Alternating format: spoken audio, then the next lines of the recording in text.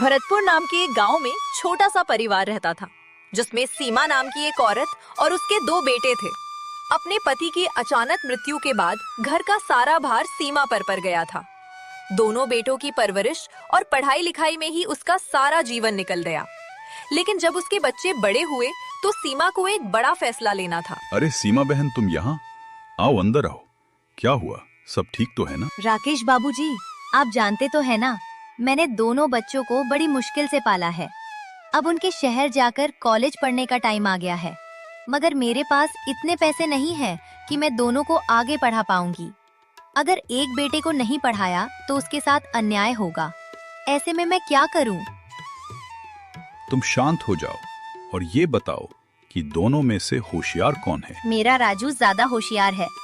यूँ तो उज्जवल भी ठीक ठाक पढ़ लेता है, मगर राजू पढ़ने में ज्यादा अच्छा नहीं है। तो वर्ष फिर राजू दोनों में से बड़ा है और होशियार भी, तो तुम उसे शहर पढ़ने के लिए भेजो और उज्जवल को अपने पास ही रखो। मेरी जान पहचान में एक हलवाई के यहाँ नौकरी खाली है, मैं उसे वहीं पर लगवा दूंगा। राकेश की बात सुनकर सीमा को तसल्ली मिलती है। वो राजू को बाहर पढ़ने के लिए भेजती है और उज्जवल को हथिया हलवाई के यहाँ नौकरी करने के लिए लगा देती है। उज्जवल को ना पढ़ पाने का अफसोस तो बहुत ही, मगर अपने घर के हालात भली भांति जानता था, इसलिए उसने आगे बढ़ने की बिल्कुल भी जरूरत नहीं की। दिन ऐसे ही दिन बीतता रहा। 3 साल बाद राजू को एक बड़े फूड चेन में सीनियर मैनेजर की नौकरी मिल जाती है। माँ, ये लो मिठाई खाओ। मेरी प्लेसमेंट एक बड़ी फूड चेन में मैनेजर के लिए नौकरी लग गई है। किसमें हो गई है? 4th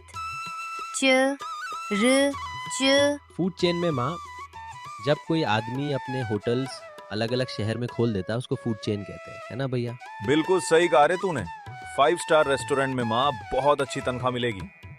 धीरे धीरे हम सब शहर में ही शिफ्ट हो जाएंगे। थोड़े महीनों में राजू का प्रमोशन जूनियर से सीनियर लेवल पर हो जाता है और वो उज्जवल और सीमा को शहर ले जाता है। माँ, कल मेरे बॉस डिनर के लिए आ रहे हैं। जो मैंने उन्हें बताया कि मैं अपने पूरे परिवार को यहाँ ले आया हूँ, तो वो बहुत खुश हुए। अरे वाह, तो बुला ले उन्हें, आखिर हम भी तो मिले तेरे बॉस को। मगर माँ, तुम बीमार रहती हो तो फिर खाना कौन बनाएगा? तुम चिंता मत करो भैया, जब तुम पढ़ रहे थे मैंने हथिया हलवाई के यहाँ बहुत काम सीख लिया है। तुम देखना, ऐसे खाना बनाऊंगा कि खाने के साथ उंगलियां भी चट कर जाएंगे। मगर एक बात का ध्यान रखना उज्जवल, बॉस 5 स्टार रेस्तरां के मालिक हैं। खाना उसी के हिसाब से होना चाहिए। आप ये सब बातों की जरा भी टेंशन ना लो भैया, बस काम पर ध्यान दो। ये देखना, खाना खाते ही आपकी डबल प्रमोशन पकी। ये कहते ही सब खिलखिला उठे। अगले दिन उज्जवल खूब मन लगाकर बहुत सारे स्वादिष्ट भोजन बनाता है। भैया, लगता है आपके बॉस आ गए, मैं दरवाजा खोलता हूँ। नहीं उज्जवल, तू रहने दे। बॉस क्या सोचेंगे कि कैसे कपड़े पहने हैं उसके भाई ने। मैं खुद खोलता हूँ। और सुन, तू अंदर ही रहना, ज्यादा बाहर निकलने की जरूरत नहीं है। उज्जवल ये सुनकर बहुत उदास हो जाता है और बिना कुछ कहे अंदर जाकर खाने की टेबल सजाने लगता है। आइए सर, आइए। और कैसे हो राजू? मैं ठीक हूँ सर, प्लीज आप बैठिए। वाह राजू, तेरा घर तो बहुत अच्छा है। तुम्हारा भाई और माँ कहाँ हैं? मैं अभी मिलवाता हूँ सर। माँ, बॉस आए हैं, इधर आओ। नमस्ते भाई साहब, कैसे हैं? राजू, उसकी माँ और उसके बॉस एक दूसरे से बातें कर रहे थे और वहाँ उज्जवल खाने की तैयारी में लगा था। थोड़ी देर बाद वो सब खाना खाने के लिए टेबल पर आते हैं। टेबल सजा हुआ देखकर राजू का बॉस बहुत खुश होता है। एक साइड ग्लॉस फर्क, दूसरी साइड नई, और टिश्यू टेबल क्लॉथ, सब कुछ एकदम अच्छे से सजा था। सर खाना खाइए। बहुत अच्छा खाना है। किसने बनाया है? जी, मेरे छोटे बेटे ने, उज्जवल बनाया है। अरे राजू, उज्जवल घर पर ही? वो अब तक तूने मुझे मिलवाया नहीं उससे। ओह, वो खाना बनाने में बिजी था ना, इसलिए। उज्जवल बेटा, इधर तो आ जरा। उज्जवल हिचकिचाता हुआ बाहर आता है। वाह बेटा, खूब अच्छा खाना बनाए हो। तुम तो कहीं से खाना बनाने का कोर्स किया है?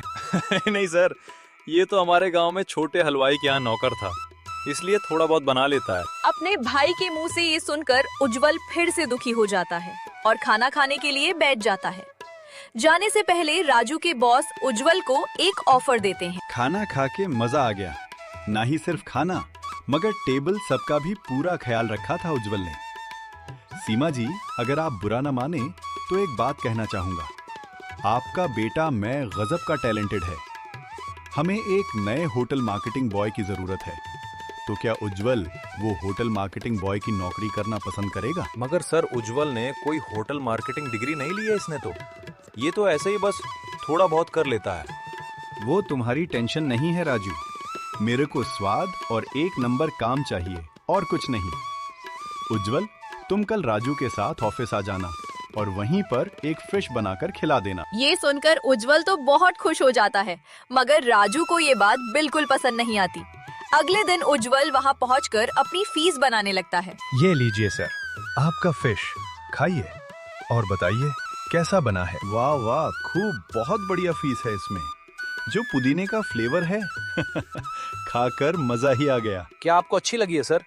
क्या मैं इसे चख सकता हूँ? अरे ये तो बहुत अच्छी।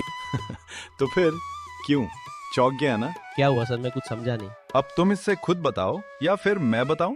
वो उज्जवल, मैं इस होटल के शक को तुम्हारी फिश में तेज नमक मिर्ची डालने के लिए कहा था कि तुम्हें ये नौकरी पर ना रखे। क्या? हाँ। ये बात करते हुए सीमा बहन ने तुम्हें फोन पर सुन लिया और मुझे पहले ही फोन कर दिया। इससे पहले कि वो सब कुछ कर पाता, मैंने उसे हटा दिया। मगर भैया ऐसा क्यों? मैं नहीं चाहता था कि तुझे भी मेरे जितना पैसा और लाइफस्टाइल मिले।